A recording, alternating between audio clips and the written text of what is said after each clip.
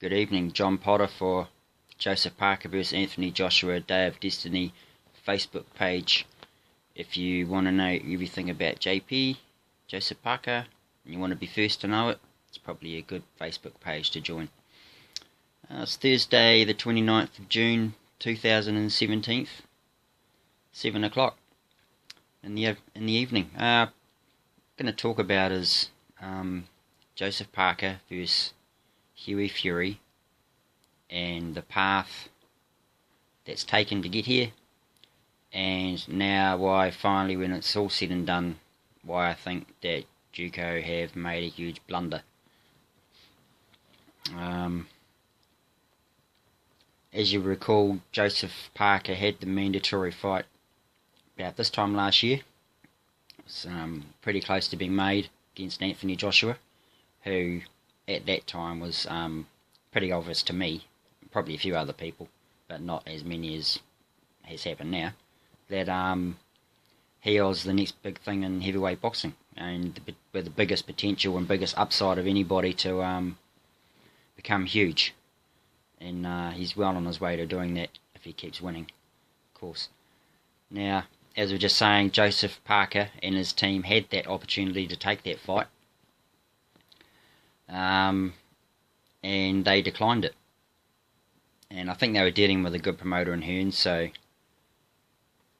I think they rushed things a bit, and they didn't show patience, as JP was fighting so often. They didn't show the required patience to see it through and wait for that fight. And looking at it now, but even looking at it then, it was pretty clear to me that if Parker fought Joshua and he beat him, then they will be going to 3 fights, guaranteed. Because, as we're saying, Joshua has got something that puts him over just about everyone anyway, and that's his strength and his reach and his power and his smarts as well. That puts him ahead of just about everyone to start. So, JP, if he had won that fight, which is a good chance, in my opinion, really good chance, because of JP's speed and his combination punching, and the fact that he would hit Joshua at least once. On anyone that he fights, he will hit at least once on the jaw. And if they can't take a hit on the jaw, he has the skills to finish them off. And that fight never happened. That fight got pushed away by DUCO in their haste, in my opinion. It was a really bad move, and I said it at the time in another video. In their haste, I think personally they were almost conned into fighting for the WBO title. He got put up against Ruiz as an option, being the number 1 mandatory in the WBO. I think he was number 1 or number 2. Of course, I think that was Tyson Fury's old belt. And they took that fight under the premise that it was going to be the first heavyweight title fight in New Zealand and be the first New Zealand champion in New Zealand, blah, blah, blah. Which, to me, at the time, I didn't really see an upside, even with the title.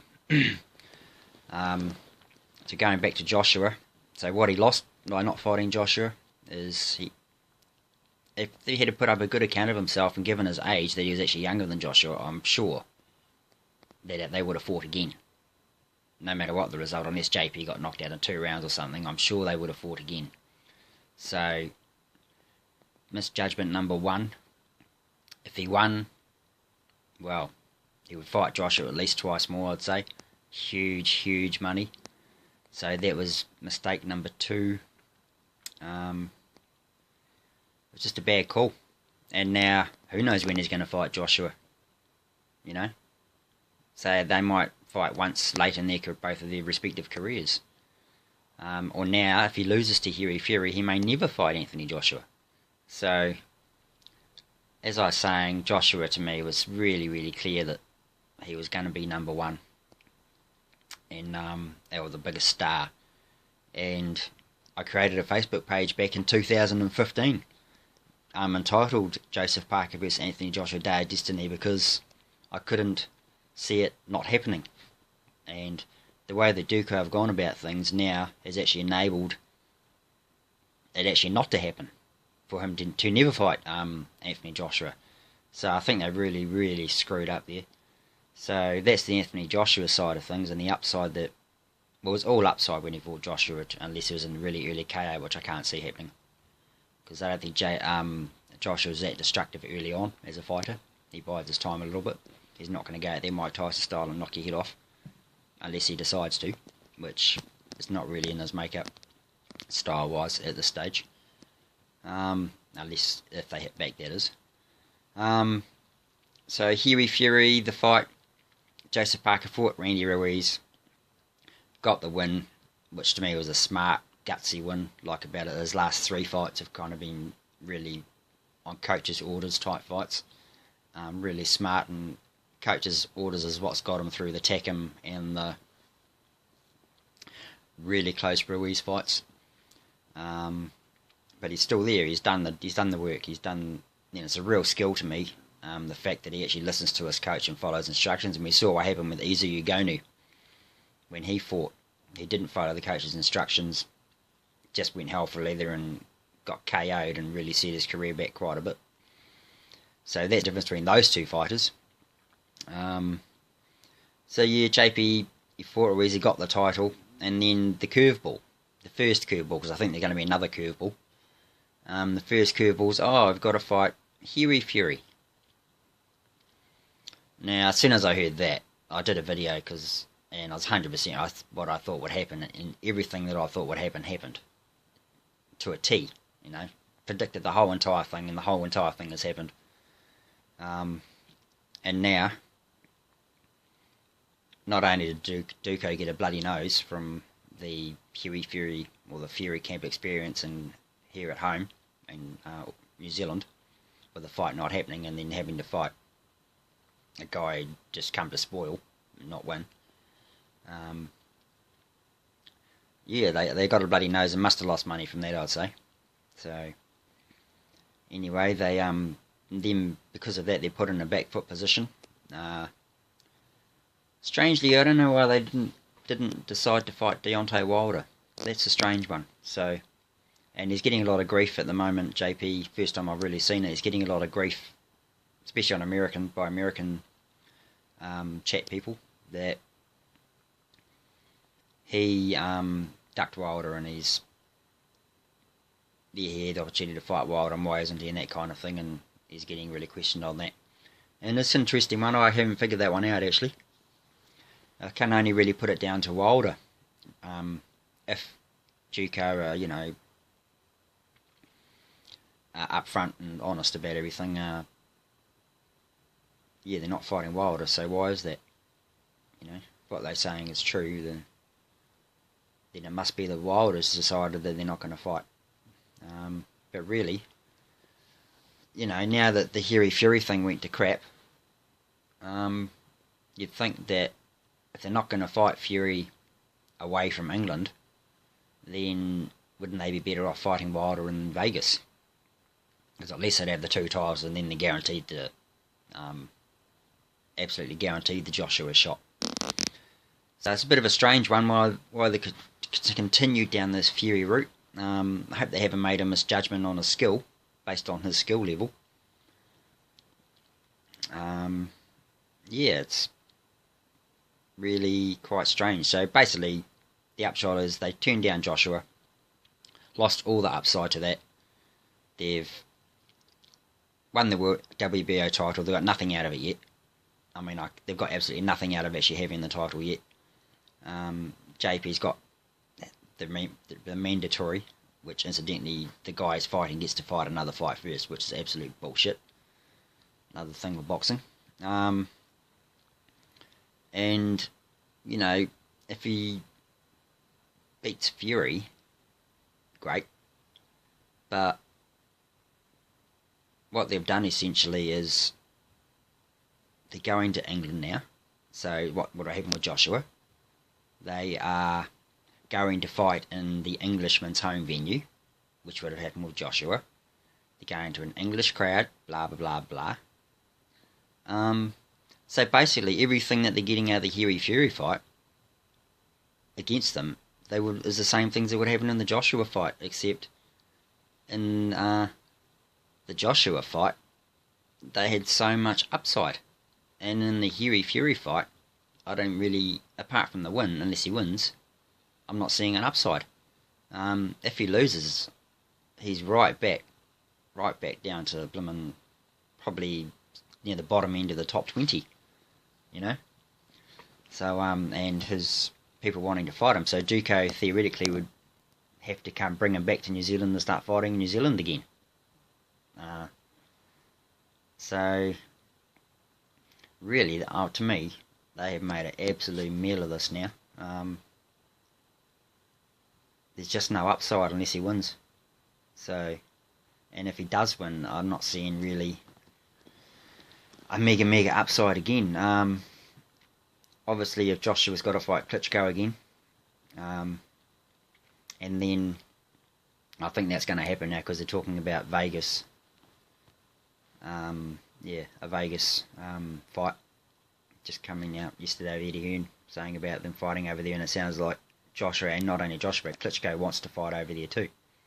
So that could be enough to get him fighting again. So there's say the end of the year, and then the winner has to fight Pulev for the IBF mandatory. So there's mid-year of the next year, and then there's the other belt, which Ortiz is mandatory for. So you might as well say that, providing Joshua wins these fights, and he should, apart from the Ortiz one, I don't know, but he'll beat Pulev and he should beat Klitschko. I think he'll beat Klitschko a lot quicker this time. That even if JP does get the win against this chap Fury, he's not going to fight Joshua for like another 18 months. So he's known in England because of it. What does he do after that? Does he fight Bellew? You know, or does Bellew fight someone else first? Probably Hay, because Hay will be back by then. By the end of this year, Hay will be back. So forget Bellew, you might as well say Hay should beat him this time. Then you've got Tyson Fury. We'll sort of just put him to the side for the moment, because, yeah. Who's the other guy? But then you've got Dylan White. And I can actually see, because Dylan White and Deontay Wilder fight makes sense. Or does it? You know, you think, oh, the road to Joshua is now through Dylan White. And I think we sort of established that last week. Really, with Eddie Hearn coming out and saying that Wilder should fight White. But once again, if Wilder beats White, when does he fight Joshua? Because, you know, Joshua's out of action in terms of the two other world champs for probably 18 months. I don't think the Pulev mandatory can get put back anymore, to be honest. I think, you know, that's been pushed back and back. So even a unification, I don't think the IBF might not be happy with that. So on the other hand, you know, they probably want Joshua as their champion. So yeah, you can never say never in boxing, but logic does work sometimes. So let's say that Parker and Wilder don't fight Joshua for 18 months, then maybe they do fight each other again. They fight each other. And then, which wouldn't be a huge money fight really, anywhere, once again. So where would they have that fight? So, you know, so once again, Joseph Parker's still not really making money. Would they have that fight in England? I doubt it. So they fight in the States. Yeah, and it's all just starting to get a little bit pushed back. Once we're talking about the unification belts, and hopefully it was happening in 2017, which most people were thinking was going to happen. And I was thinking 2018, because I know how slow boxing moves.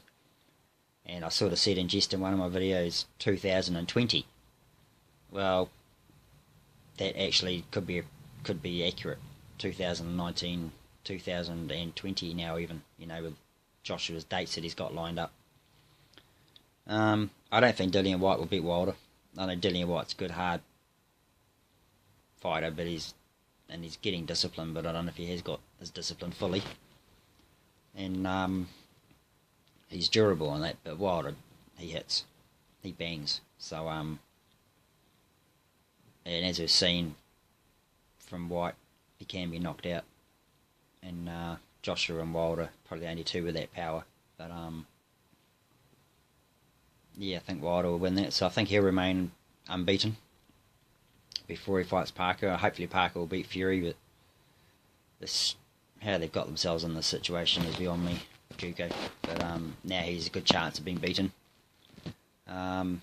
He got the Tyson Fury's going to be there playing his psychological games, no doubt. So yeah, to be fair, I'm a bit worried about this one now. And it's really aggravates me that this guy's actually is mandatory, considering he's done absolutely nothing. I mean, you keep hearing from British boxing know-it-alls that, oh, he's this amateur champ and this and blah, blah, blah, and he's done this and that. But, you know, you look at his record. He beat Rudenko. And, yeah.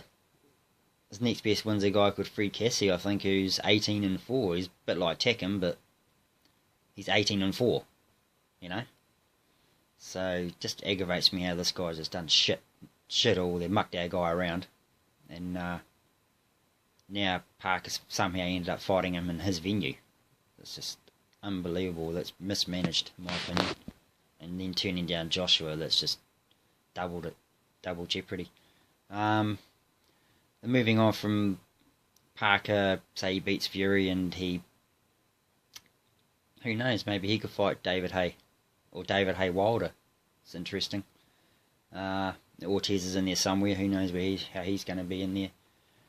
If I go to the BOXREC rankings, see who else we got. There's Povetkin's back in the mix, so he could be coming into the WBA mandatory or arena.